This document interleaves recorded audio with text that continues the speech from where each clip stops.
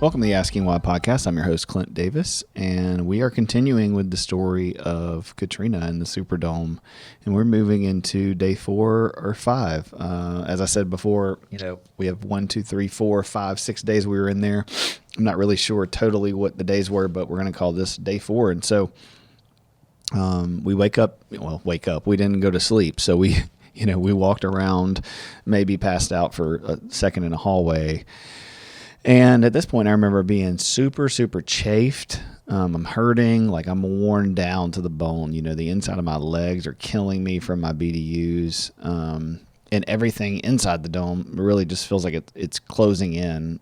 We realized we had let a lot of people outside. So, we opened the doors, like I'd said, and we let people walk around the sidewalks and ramps and walkways surrounding the Superdome. It wasn't much, but at least it was fresh air for them, and there was still no, food coming in, no water, no electricity. And by this point, the bathrooms, like I had never smelled anything so bad in my entire life. For 4 days, tens of thousands of people have been using the same toilets with no plumbing. It's disgusting. It's like, they bring their kid in there, they bring themselves in there and have a little water bottle or something and try to, wash themselves off. And I remember there being that like hand pump station in the middle that like in the dome, it used to be this round thing and you step on it and water would come out. And so people were trying to just get the drippings of that to kind of wash themselves off. And it was full of just disgustingness. And I mean, you would start to walk up just by the bathroom and from dozens of yards off, it would just smell so bad. I can remember just how disgusting that was. I've never smelled anything like it. And so, what do we have to do? We'd have to go find corners of a building to use the bathroom. There was no privacy. An MRE box would become toilets, or we would just like hang off the side of the water or the bridge and, use the bathroom into the floodwaters because it was just so awful. And right when I thought things couldn't get any worse, right, they do. We let people out, and people start leaving the dome and swimming away, trying to escape, trying to go get back to their families. And this is when, this is day 4 or 5, where the helicopters are starting to come in and drop more people off who are plucked from their rooftops. I remember at one point, this lady coming up to me, I was on the outside walking around, and she had her phone, and somehow she had got enough service to be talking to her aunt or her mom or something. And the lady was on the phone just, crying and saying she was stuck in her attic and that she couldn't get out and that the water was rising and she couldn't get out of the attic. She had then gotten stuck and they were trying to break through the roof to get out. And I remember just kind of having to ask her what her address was and tell her that somebody was on the way to her.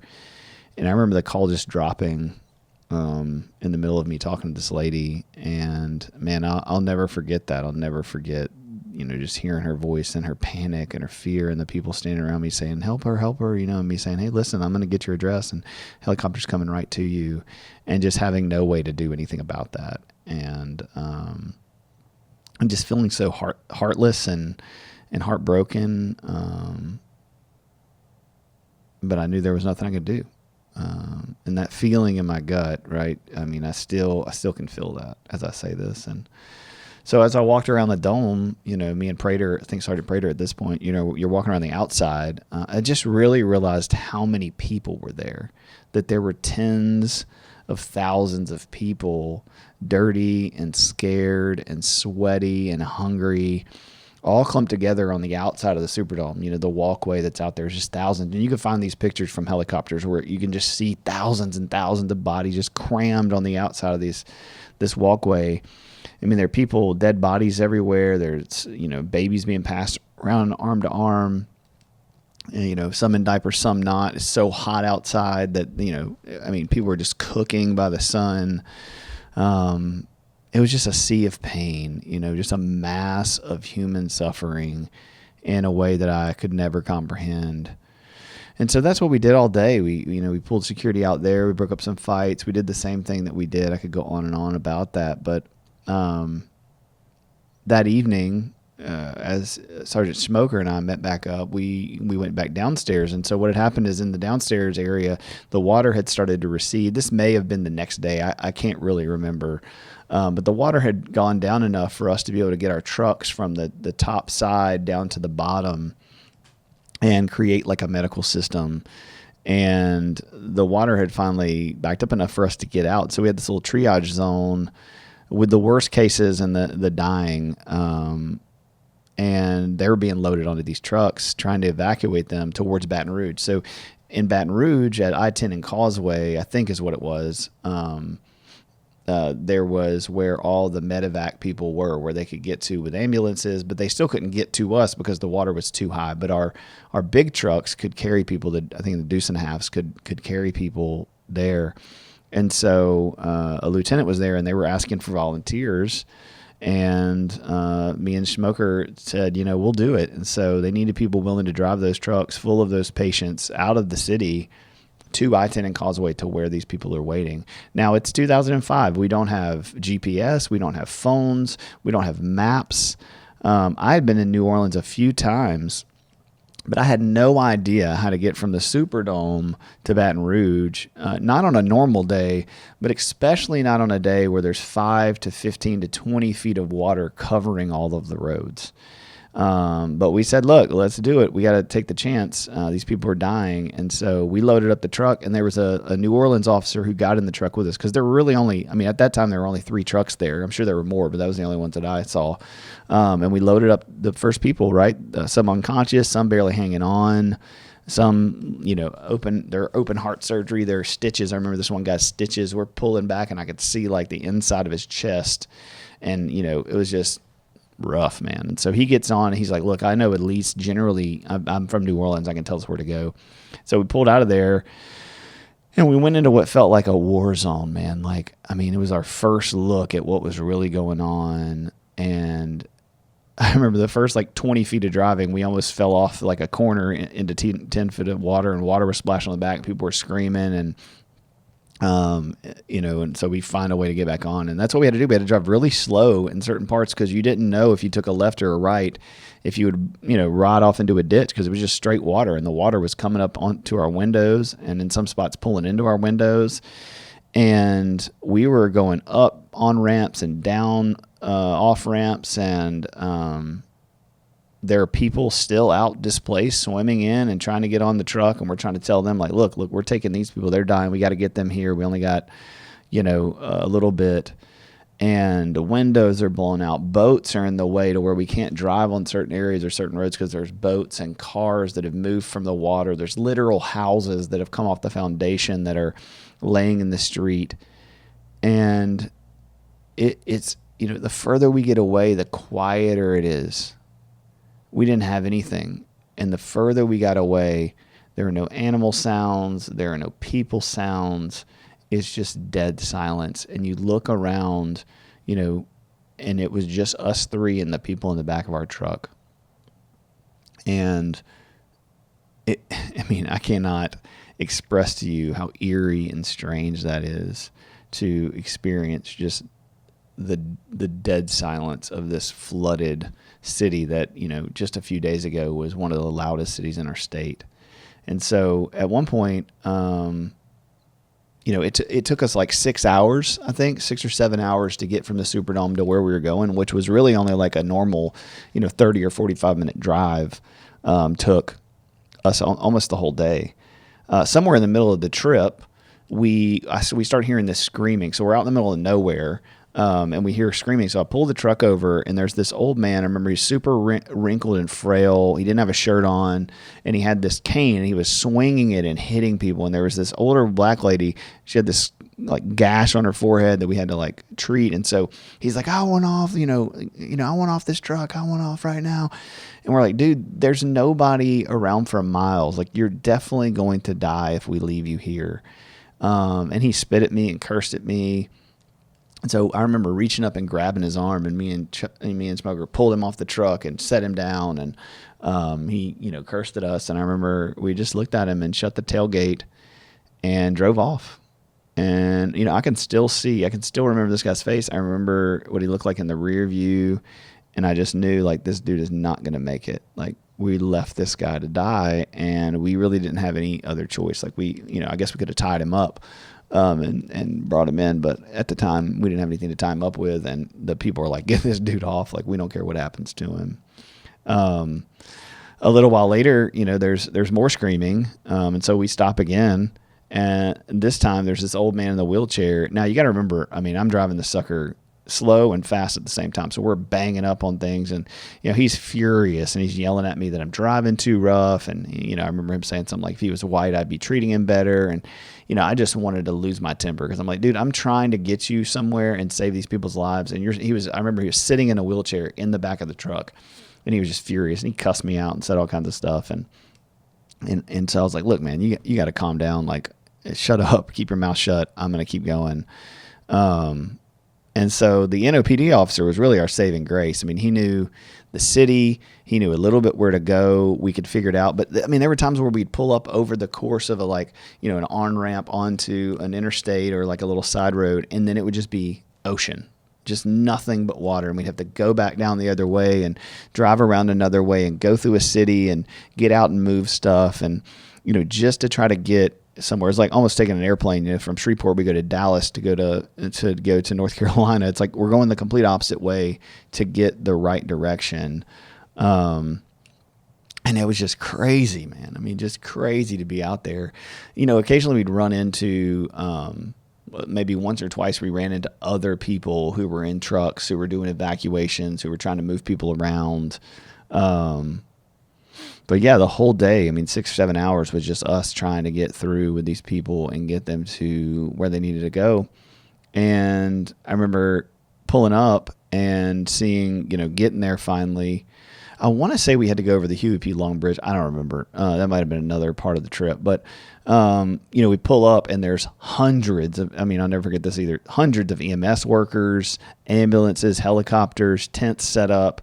And it's just like right over the side of this water. So you're like driving out of the ocean into where there are people who cannot drive those things any further because their trucks are their vehicles are too small. And so we pull up and start unloading these people and checking in with the EMS workers and firefighters and unloading the truck. And I keep saying this, these are things I'll never forget, but there's the old man sitting in his wheelchair. He's got long white hair. I remember what he looks like. I don't remember if he was an amputee or something was wrong with his legs, but he was just cussing me out, screaming at me, flipping me off, swinging. And I remember the deuce and a half's tall, so you got to reach up, and he's right on the edge, and I had to lock his wheels on his wheelchair. And I remember him just like, my life's in your hands. And I remember yanking him off, smoker on one side, I had the other, and yanking him off. And I said, now I'm sure I cussed, but I was like, now your life's in my hands, man. And I remember that he looked at me and I set him down. And as soon as his wheels hit the ground, he shot his hand out. And I remember there was this look in his face, much like the look in the face of the game warden that was, it was like, hey, please help me. Please keep me safe. Please take care of me. I know I don't deserve forgiveness or grace in this moment, but please forgive me and see that I'm human. I just remember feeling that from him, just like with the game warden that, I told in the other story where he cussed me out, and then we show up and see him and he needs help. And it's like this moment for this guy where he's like, you realize this is just all trauma. This is just fear and anxiety.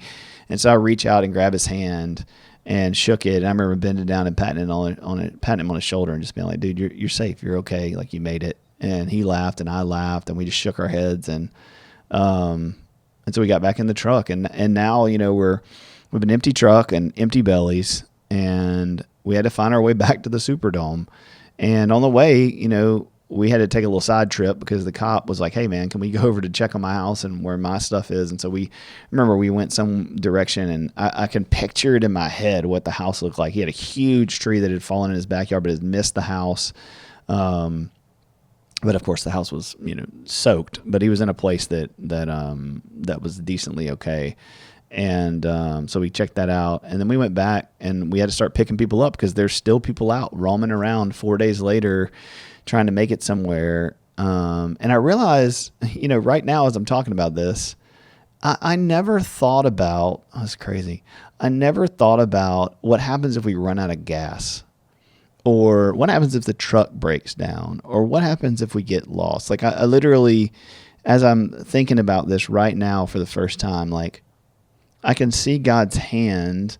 Like I knew this, but this particular thing, like we left the Superdome with nothing, no way of communicating, no way of going anywhere. And I never thought about the fact that the truck could have broken down. There could have been no gas. Like anything could have happened, and we would have been stranded hours and hours and hours out and had to have walked back, or, found a way in the middle of the day, in August to make it back to the Superdome. That's wild, dude. Like, so I can see God's hand, on us and guiding us and keeping us safe. I mean, in this impossible situation, he literally made ways in the wilderness and literally parted the waters for us. Like he helped us to get like somewhere that we should never have been able to get on our own without any resources. And I mean, that's just amazing to me that he did that, to bring us, and not all, but lots of other people to safety. Not everybody made it, but we got lots of people to safety, and we brought lots of people back to the dome.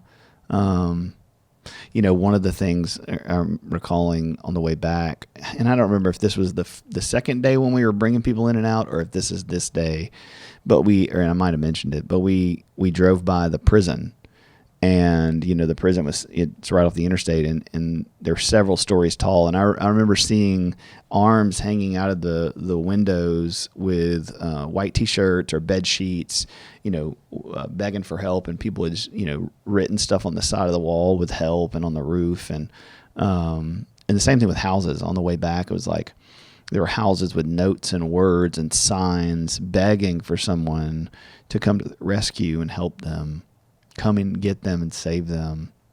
And a lot of those at that point were quiet. Nobody came, or they didn't make it. And so we wrapped that day up with just, getting more people, going back and forth, and extracting people, as many as we could. And I remember pulling back to the dome at the end of that day and just being spent. Just remember being so sad and exhausted, wondering how am I gonna keep going? How am I gonna press on? I was so wet. I mean, you're just exhausted. I mean, you're just saturated with sweat and with water and your feet. Because at this point, we didn't know where our stuff was. I'm going to get there eventually, but we didn't know where we have, duffel bags full of our other clothing and underwear and boots and, all this other stuff. But that stuff got put somewhere, 4 days ago that nobody's even touched or had time to look for. And so, I mean, we're just miserable.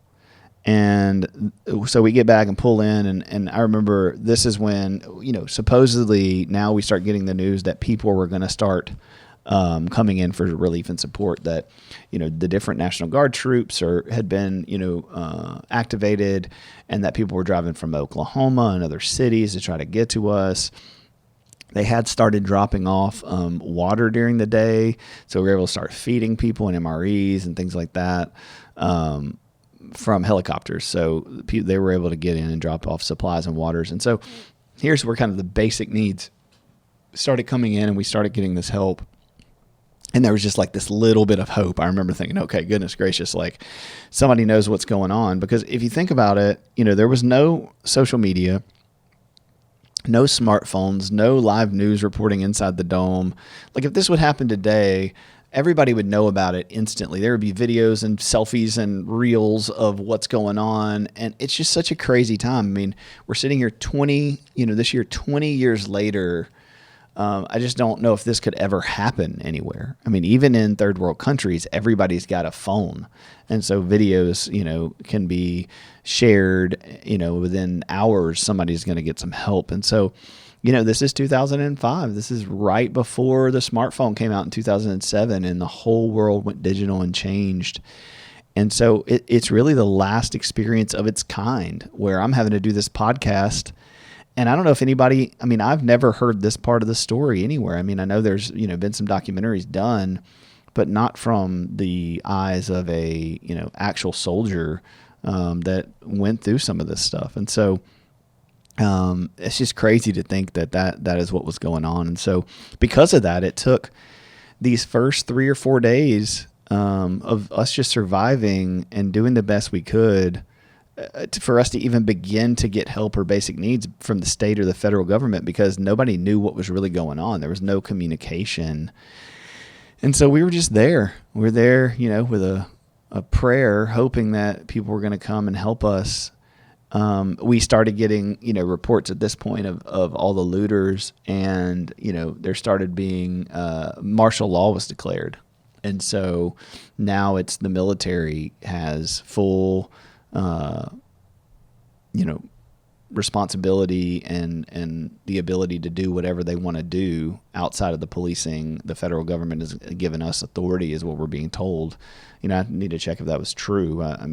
That's what we were told. So, from that point on, as we started moving people out of the dome, it gets pretty wild. I keep saying that, but it does continue to get worse, because tomorrow is the day in which we start to get people coming in to give us relief, and we go get our bags and try to figure out what we're going to do. So I will wrap this day up, and I will finish the next day on our next podcast. I really appreciate you guys listening. I hope this is interesting to you. I know that one wasn't too long, but I think that, as we move forward in these last couple of days and wrap this up, it'll be interesting for you to hear kind of how we get them on the buses and how we survive in the car garage as people try to get in there and get our stuff and steal our stuff, and as we wait on other people to be able to get there and help us and give us some support. So thank you for your support. God bless, and have a good day.